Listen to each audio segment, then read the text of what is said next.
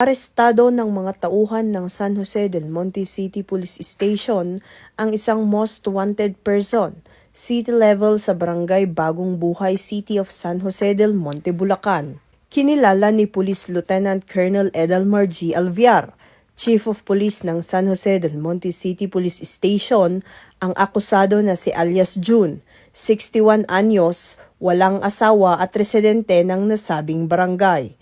Ayon kay Police Lieutenant Colonel Alviar, dakong alas 5 ng hapong isinagawang operasyon sa pinagsanib na puwersa ng mga tauhan ng San Jose del Monte City Police Station, 301st Maneuver at Regional Mobile Force Battalion 3.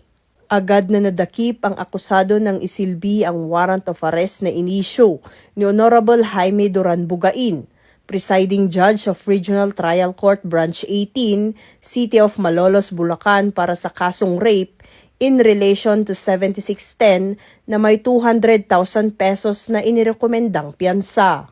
Ang matagumpay na operasyon sa ilalim ng pangangasiwa ni Police Colonel Satur L. Ejong, Provincial Director ng Bulacan Police Provincial Office, ay nagpapakita na hindi tumitigil ang pulisya na masawata at mapanagot ang mga taong nagkasala sa batas para sa isinisulong na payapa at ligtas na komunidad tungo sa bagong Pilipinas. Mula dito sa Bulacan Police Provincial Office, ako ang inyong PNN Correspondent, Patrolwoman Mildred A. Tawagon, alagad ng batas, tagataguyod ng Balitang Pulis.